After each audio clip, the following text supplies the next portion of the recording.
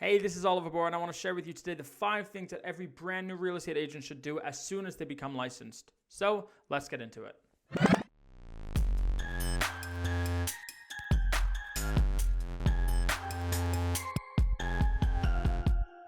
Okay, so the first thing that every new real estate agent wants to do as soon as they become licensed is create a schedule. And I know that sounds like a cliche, but it really makes a difference. So put in other words, if you win your morning, you'll win your day. I saw that in a Tom Ferry video, and it really is 100% true. So the first thing you want to do is identify exactly what time you want to wake up every single morning and wake up at that time.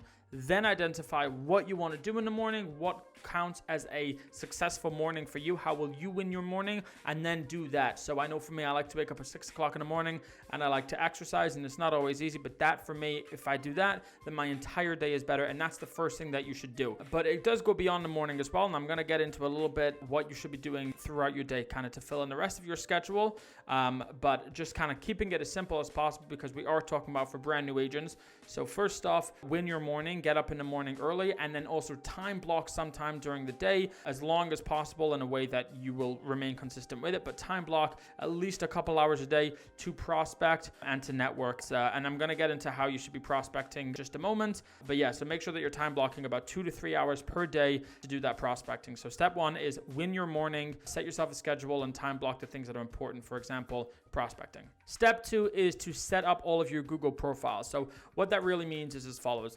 Number 1 is set up your website. So it doesn't have to be anything fancy. You can get websites that only cost you a couple of dollars a month. Honestly, just buy a domain name and set up something super simple on WordPress. So don't worry about the beautiful aesthetic of your website. To tell you the truth, no one's going onto your website at the beginning anyway.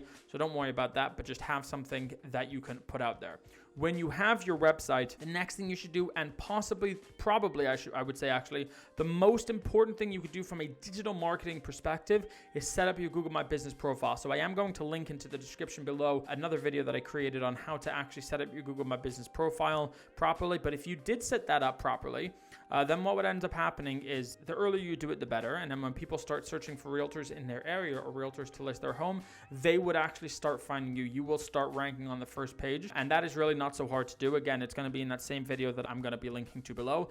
But step 2 of setting up your online presence is to set up your Google My Business profile. And then when you've done that, when you've set up your profile, when Google sends you the postcard and your business has been verified, the next thing that you want to do is ask your inner circle, your friends and your family, honestly, anybody that knows you and likes you, if they would leave you a positive review on Google. And it doesn't have to be people that you've worked with. It could just be people to verify that you're an ethical person, you're a hardworking person. And when you get that Google My Business profile set up, when you post onto Google My Business and when you get those reviews, you will start to see a dramatic increase in your rankings, and you will actually start to get exposure and business fairly quickly like that. Step 3 is to prospect. Now, I know that this is a word that's thrown around a lot in real estate. As a new agent, you have to understand you will first off be only prospecting to your sphere of influence, and that's totally fine. Just call your friends, call your family, let them know that you are a real estate agent. And then if they have any questions or thoughts about moving in the future, even like remodeling their kitchen or their home, anything like that, that they should call you and that you should sort of be their advisor. Again, if people don't really know that you're an agent, you're not going to get their business. The biggest enemy of success is obscurity. So just make sure that your immediate inner circle knows what it is that you do.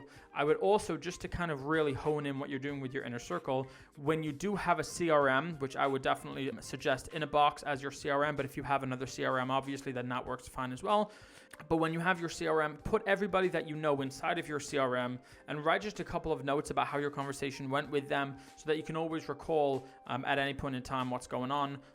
Honestly, the more information that you could put into your CRM about each contact, the better it will equip you for a conversation down the line. And that way you can follow up with somebody in 6 months from now and you'll know exactly where you were up to. The next step of prospecting is to announce it on social media. Post it onto Facebook that you are now a licensed real estate agent. Put it onto your profile so that, like, let's say your cover picture is optimized to show that you are a real estate agent. Set up for yourself, ideally, a funnel inside of your social media profile. And again, I will link to a video on how to properly set up your social media profile underneath. But yeah, so post onto social media that you are a real estate agent and then optimize your online presence. The last thing here for prospecting is to start calling, cold call, FSBOs, expired listings. Get for yourself a script. It's very, very important to follow a script. I personally really, really like Tom Ferry's scripts. He's awesome. David Hill also has some good stuff, but I really do suggest, and this isn't like affiliate or sponsored or anything like that, I do genuinely think that Tom Ferry's got some excellent resources. So go and get Tom Ferry's FSBO scripts or expired script, and find a partner who's also similar to you in terms of how new they are in the business, or maybe not even, and role play with them. Because if you're not role playing with a peer, if you're not role playing with somebody where there are no ramifications to messing up, then you're still going to be role playing, but you're just going to be role playing with the customers that you need their business. Which takes us to step 4 of what you should be doing as a new agent: knock on people's doors. And that is another form of prospecting, but it's so important that I put it in its own category. So I had Bryan Casella, who is an absolute superstar in the real estate space, on my podcast. And I asked him, if you went into a market where you didn't know anybody, you had no resources, you need to find a listing in less than a month, what would you do? And he said, first off, I think I could get a listing in less than 2 weeks. And he said exactly what I would do is exactly what I did do when I got started, is I would knock on people's doors. I'm also going to link to a video underneath where he sort of breaks down step by step what you should do when you are going around door knocking. But just to kind of give you a couple of tips here, go into neighborhoods where you know something about that neighborhood. So if, for example, if there's a neighborhood where houses are going for over asking price consistently, then if you're knocking on people's houses in that area and you're saying, nice to meet you, I'm a real estate agent in the area, I just want to let you know that nowadays these homes in your area are going for above asking price or above market value. Have you ever thought about selling your home and maybe cashing in on your investment? And then number 5, which I think is uber important, is talk to successful agents by any means necessary. If this means you're taking them out for a cup of coffee, buying them lunch, whatever it is that you got to do, speak to somebody. Ideally, find yourself a mentor. Really find people, seek people out who've been successful, the higher earners in your brokerage, people with the most volume. Really speak to them and see what it is that they're doing. And again, when I say by any means necessary, I mean host their open houses for free. If you like, it just doesn't matter. Like, get as much value as you can, because also at the end of the day, you're going to be the average of the 5 people that you spend the most time with. So I suppose a variation of this last step would be spend time with people who are more successful than you. But just to kind of narrow it down, I would say find yourself a mentor, or at least speak to people who are successful, see what they've done, and really try to follow in their footsteps, because you don't have to reinvent the wheel every time.